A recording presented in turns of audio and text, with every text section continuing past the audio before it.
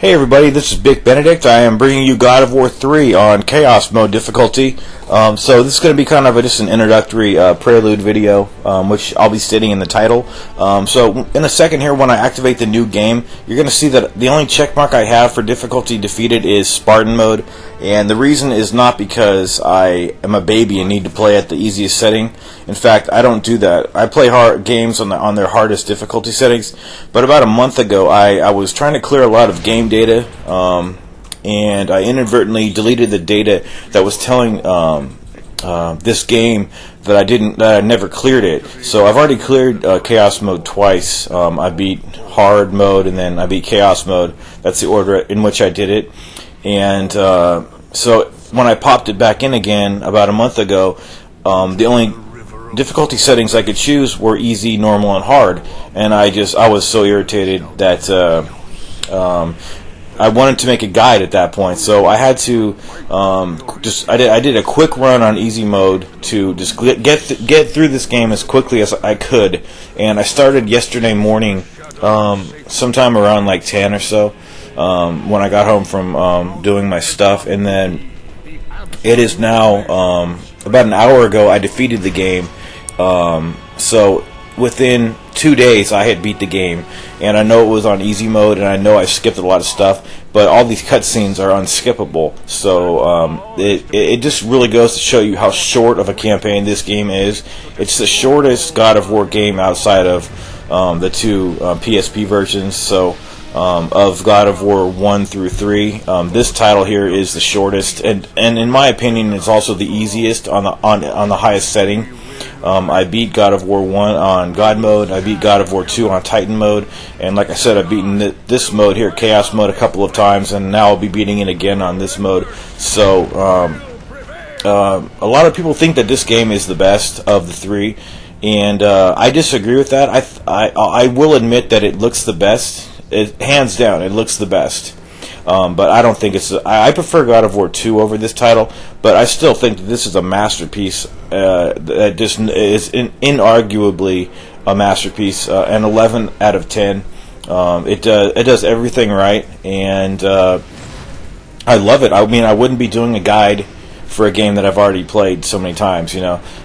There gets to be a point where you just get sick of playing a game, and by the end of this guide I probably will be sick of playing God of War, but I'm doing this to get primed for God of War Ascension, which I hear has a short campaign of its own, so I'm a little worried about that. Hopefully it's a little bit longer than this game's campaign. So here right now, I know I'm going to be speaking over, because that's where I ended the video, so you're going to see, I haven't decided, but whatever image ends up being there, that's what you're going to be watching as I speak the rest of this commentary, because the next video is going to be the first video of the guide. So, and with all that said, what I normally did, so I've already beat this game on Chaos Mode, and you could find it in my channel, Big Benedict 1111. It's over there, and it's all in order. It's on Chaos Mode. It's in very good quality. It's in HD. But since I did that guide after I had already cleared Chaos Mode, and what I normally like to do is activate one of the godly possessions, namely Hephaestus' ring, which essentially lets the game complete the QuickTime buttons for you. And that's it's so helpful, because I'm one of those people that just hates the QuickTime buttons. I mean, you can only tap the circle button so many times before you get really irritated. So in my other guide, since I had already cleared, because how it works is that you can't use the godly possessions on a difficulty unless you've cleared the difficulty. So if I beat Chaos Mode, then I could start using the godly possessions the next time I played Chaos Mode. So it's really bad the way they do that. So you know, now that I just unlocked Chaos Mode, it's not letting me activate that godly possession of Hephaestus' ring, which I really got pissed off about, because I don't think that activating that particular possession is cheating in any way, case, or form, because it's just, I hate the QuickTime events. It just they get old really quick, and I'm not good at them either. So it's like the worst case scenario. So in this run through, I'll have to be doing the quick time events, and I guess that would be a more faithful, rendition of the game. So it will be different in that respect, and yeah, I love God of War. I think it's the best game ever made. I think it's the most enjoyable third person hack and slash and sword and sorcery game out there. It kicks ass. It kicks so much ass that it needs a new ass. The last guide I did was for Chains of Olympus, and that was with the commentary. So I also did God of War 1 and 2 recently with commentaries. So I'm just getting into this trend of adding audio commentaries because they're extremely helpful. Because it's one thing for me to just show the gameplay footage without talking, but it's another to tell the viewer what I'm doing, what my motivations are. Tell the viewer cautions about what to do, what not to do, like what upgrades are good. So it's just helpful to hear somebody. It's also a lot more entertaining. So my goal here is to help people beat Chaos Mode. That's my main goal. And in so doing, I'm going to have a blast playing the game because I love this game. It's a great title. And I'm also implementing something new here for the first time. I am going to be... I set the frame rates per second on Fraps to 120. Because this game runs at 60 frames a second, so I figured I don't know how well it's going to work, but I know it's going to look better. So what I'm going to do is I'm going to capture all this footage in 120 frames a second, which really doesn't make sense because this game is running at 60 frames a second. But what I'm going to do is I'm going to the final render that I do is going to be the most authentic render of this game possible because at 60 frames a second. But I'm going to have the native footage at 120 frames per second. Excuse me. So it will look better than the other guide that I made for my other channel, Big Benedict Quadruple One. This is the channel that has the 5 ones, and my using the ones is just, I don't like to use like my birth date or something, so that's why I just put a bunch of ones at the end. I know it's annoying, but I can't change my username. So I'm going to record everything with Fraps, and I set it to 120 frames a second, and it takes up a lot more space, but I think it's going to look a lot better than a lot of other guides out there. And I'm not trying to brag or disparage any other people, but a lot of the guides that have been made for this game, they were made a couple years back, so the technology now is a lot better, and I have a very expensive and fast computer that I have the ability to do all that. And I also have a great software program that allows me to render and change every little setting that I want, so it's all perfect the way I want it to. So that's that, and we'll see how it works. It's a full HD product, and this is coming from someone who loves God of War.